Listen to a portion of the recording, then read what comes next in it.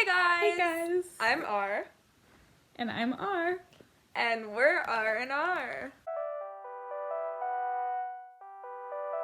Hi!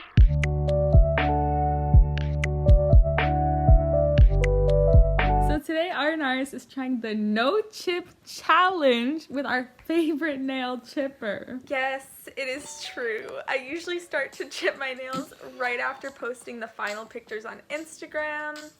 Here's a before and after from a few years ago when I smashed my nail into my locker. So as you can see, there's been some damage. Obviously there's the nail break, but also the top layer of the nail was scratched by the chipping. So that is making your nails weaker. So I want to challenge you to a week-long no chip challenge. I wish you good luck. I accept this challenge. Alright, let's just get right into the video. Here are Riley's 5 or 6 steps to maintaining your mani. Step 1. Wash your hands before applying the polish. This is going to get rid of all the dust and dirt and give you that clean slate that you need. Step 2. Always wipe down your nails with nail polish remover or acetone to remove any unwanted oils that could act as a barrier between you and your mani. Step 3. Always put a base coat.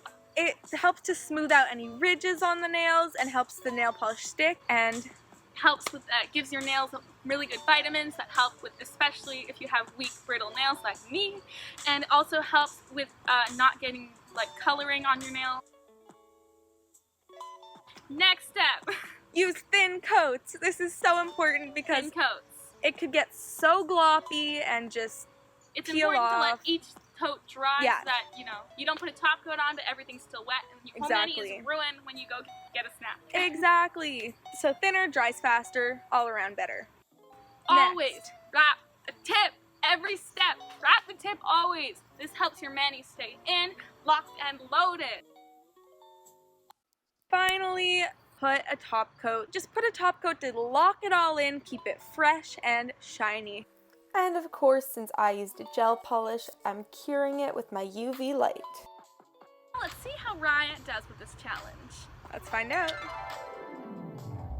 So this is what my nails ended up looking like. I think they're super fun, and I figured that picking a fun multi-chrome polish would really make me want to chip it less, hopefully, and here I'm trying to show you how it kind of shifts from the purple to the blue.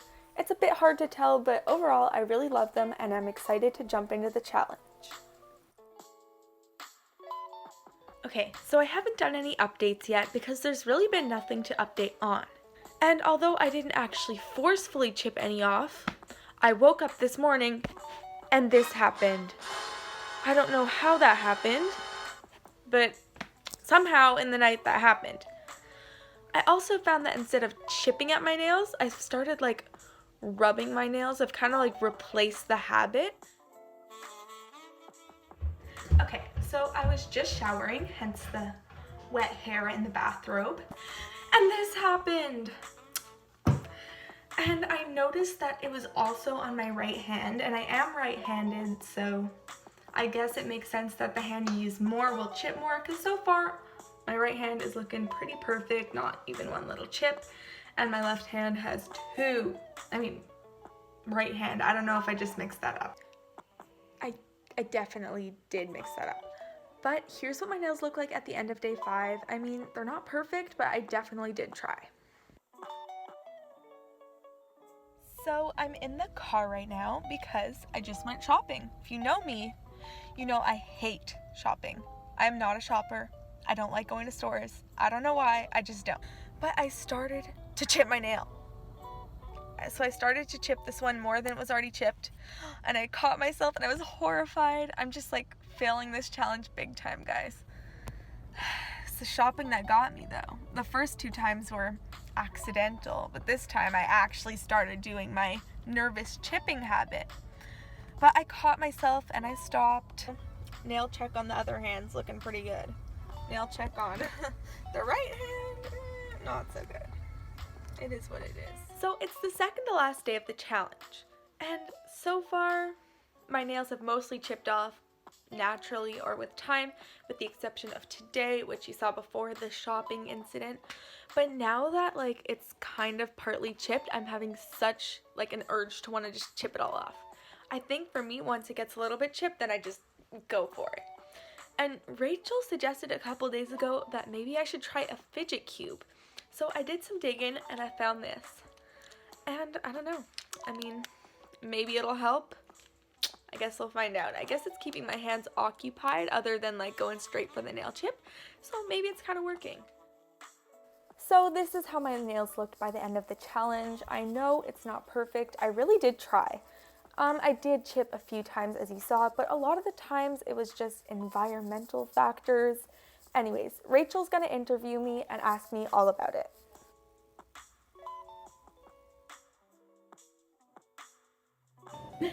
So, Riley, how has this impacted you? I mean, what's different, like, before the challenge ride versus this one? How have you evolved? Before the challenge ride was a bit of a perfectionist when it came to my nails, and if there was a little chip already, like, that happened naturally, I would just chip it off completely. But after the challenge ride, I think I can take seeing a little bit of a chip and not touching it. So. But what other factors do you think led to all those chips? Because I mean, maybe it's just the way I do things, but I like rarely get chipped nails. Okay. Like never. So, first of all, I never used a base coat. I rarely wrap the tip. Also, I was doing some research, and they say that body chemistry is very important in this. So I think maybe I have some naturally oily nails, because even after doing all these preventative measures, it's still chipped on its own. Interesting. Yeah, I mean, I have really dry nails, so I can see that helping me out with the nail polish always staying on instead of, I guess, slipping right off. I don't know, chipping off. Well, Riley, I'm really proud of you, and I think you did really good, and I'm really happy that this worked out for you, kinda. Kinda is the key word. I tried.